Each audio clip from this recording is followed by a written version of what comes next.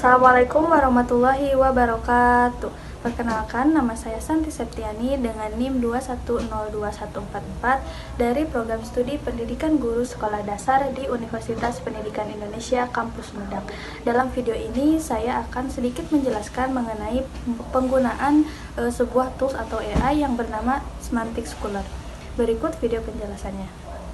Nah, pertama-tama untuk menggunakan AI Semantic Scholar ini kita bisa menggunakan Google Chrome ataupun yang lainnya. Tetapi di sini saya akan menggunakan Google Chrome. Yang pertama yaitu buka aplikasi Google Chrome. Setelah itu kita ketikkan Semantic Scholar atau yang ini.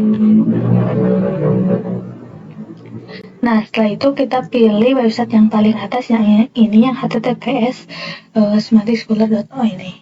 Kemudian kita klik. Nah, ini merupakan tampilan awal dari AI Semantic Scholar. Sebelumnya, AI Semantic Scholar ini merupakan AI yang dapat membantu kita untuk menemukan artikel-artikel yang relevan dengan penelitian kita. Sebelum itu, kita harus login terlebih dahulu. Di sini saya akan menggunakan akun saya sendiri. Nah, setelah login, tampilannya akan seperti ini. Nama email kita akan muncul di sini. Dan ini merupakan pilihan-pilihannya. Setelah itu, kita bisa ketikkan keyword yang relevan dengan penelitian kita. Di sini saya akan mengetikkan keyword mengenai reading habit. Setelah itu, searching. Nah, tampilannya akan seperti ini. Tertera hasil di sini ada sebanyak 1.660.000 hasil untuk artikel mengenai reading habits. Nah, karena ini masih campuran, di sininya masih ada tentang education, psikologi, kemudian ada juga tentang komputer dan lain-lain. Di sini kita bisa lebih mengklasifikasikan yang sesuai dengan keinginan kita gitu. Caranya yaitu dengan mengklik bagian fitur yang ini, Field of Study, kita bisa pilih mau bagian apa. Misalkan sebagai contoh di sini saya ingin mengenai education dan juga mengenai linguistik. Nah, setelah itu untuk data range ini merupakan untuk tahun gitu. Kita ingin mencari artikel-artikel tersebut dari tahun berapa. Misalkan dari tahun ini saja 5 tahun sebelumnya atau 10 tahun sebelumnya. Di sini saya akan mencoba yang 5 tahun sebelumnya.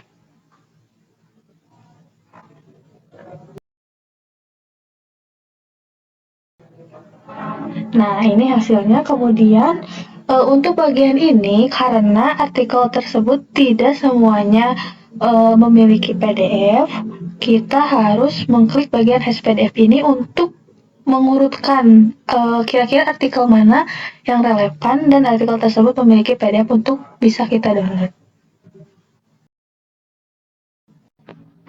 Nah, kemudian untuk bagian author ini kita biarkan saja karena ini merupakan nama-nama author, dan juga untuk jurnal dan konferensi juga ini nama-nama jurnalnya.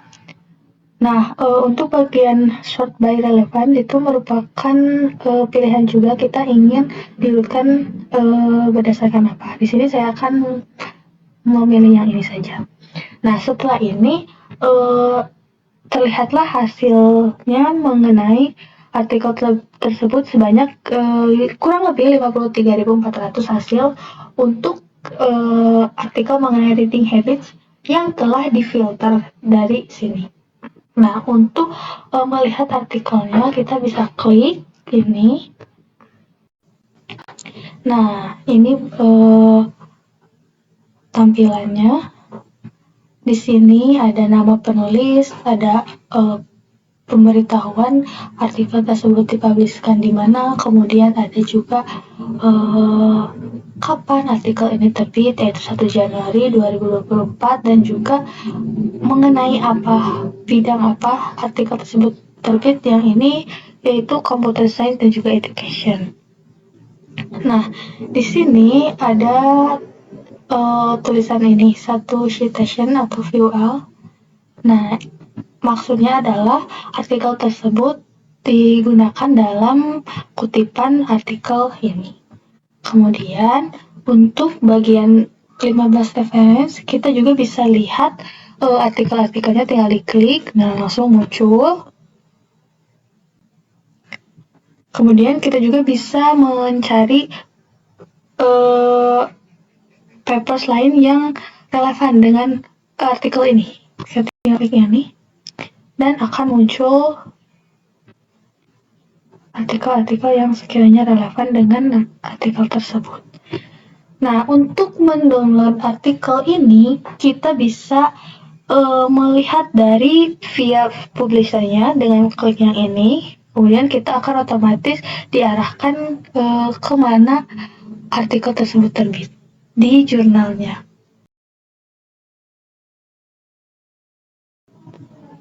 Nah, ini merupakan tampilannya, ini artikelnya. Kemudian untuk mendownloadnya kita bisa mengklik yang bagian PDF ini. Nah, setelah itu otomatis akan terdownload di sini. Selain itu juga kita bisa mendownloadnya langsung dari di sini. Kita tinggal mengklik yang bagian ini. Nah, ini langsung muncul ke artikelnya tanpa harus mengunjungi di mana artikel tersebut terbit. Setelah itu untuk mendownloadnya seperti biasa tinggal ini, save, dan otomatis terdownload di sini. Kemudian kita bisa mencari contoh yang lain. Kalau untuk menghapus filter ini tinggal kita klik bagian clear. Nah, maka otomatis artikel-artikel yang muncul akan kembali ke awal sebelum kita filter tadi. Nah, di sini kita bisa lihat atau kita contohkan lagi bagian ini, kita klik. Nah, untuk di sini ini lebih banyak, berarti ada 16 jurnal yang menggunakan atau yang mengutip jurnal ini ke dalam artikelnya. Kita bisa lihat jurnal mana saja. Apabila kita ingin melihatnya, kita bisa klik saja. Nah, ini. Kemudian ada 105 reference. Nah, ini juga bisa dilihat sama seperti tadi. Nah, untuk bagian tertentu kita bisa melihat tabel yang ada di artikel tersebut. Gitu. Nah, ini tabel-tabel yang muncul. Kita bisa lihat misalkan. Nah, ini mengenai min yang seperti itu. Ini adalah tabel yang muncul di artikel tersebut. Kita bisa lihat yang lain, ini tabelnya.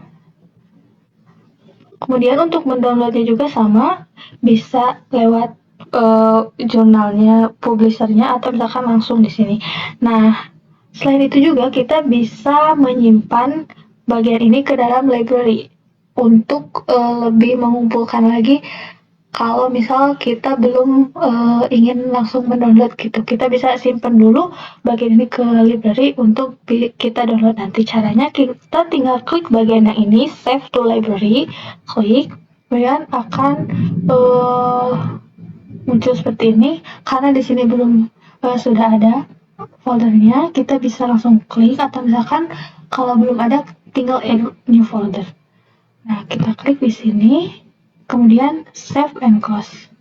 Maka folder ini sudah tersimpan di folder tadi.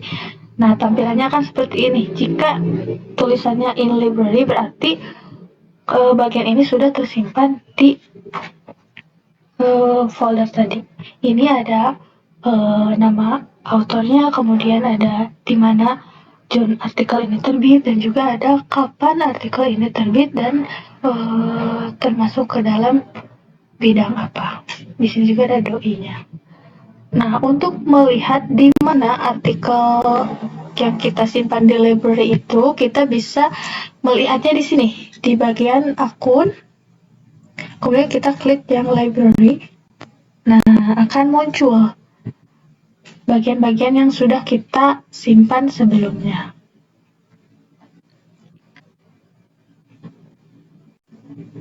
Mungkin sekian sekiranya yang dapat dijelaskan, semoga bermanfaat dan Sematiskular ini sangat membantu kita yang sedang melaksanakan skripsi untuk mencari artikel-artikel yang relevan. Untuk judul yang bahasa Inggris kita sudah coba, sekarang kita coba yang bagian judul bahasa Indonesia. Misalkan kebiasaan keterampilan menulis. Apakah ada hasilnya? Nah, hasilnya juga ada. Jadi jika kita mencari menggunakan keyword bahasa Inggris, maka otomatis akan muncul jurnal yang menggunakan bahasa Inggris, dan jika kita menggunakan keyword yang bahasa Indonesia akan muncul juga jurnal dengan bahasa Indonesia. Ini juga sama seperti tadi. Kita tinggal kliknya. Ini nama autornya, ini terbitnya di jurnal ini, kemudian ini kapan terbitnya.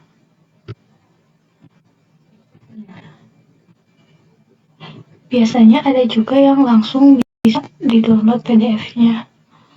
Misal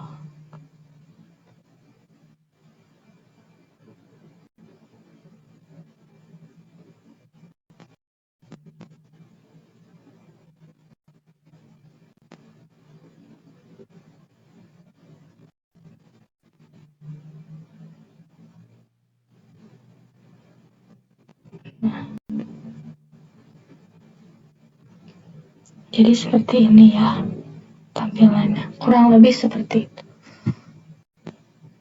Ya, mungkin cukup sekian. Kalian bisa mencobanya di perangkat masing-masing, dan juga Semantic Scholar ini bisa digunakan di laptop maupun di ponsel. Mungkin cukup sekian, terima kasih. Cukup sekian yang dapat saya sampaikan. Mohon maaf apabila terdapat banyak kesalahan. Terima kasih. Wassalamualaikum warahmatullahi wabarakatuh.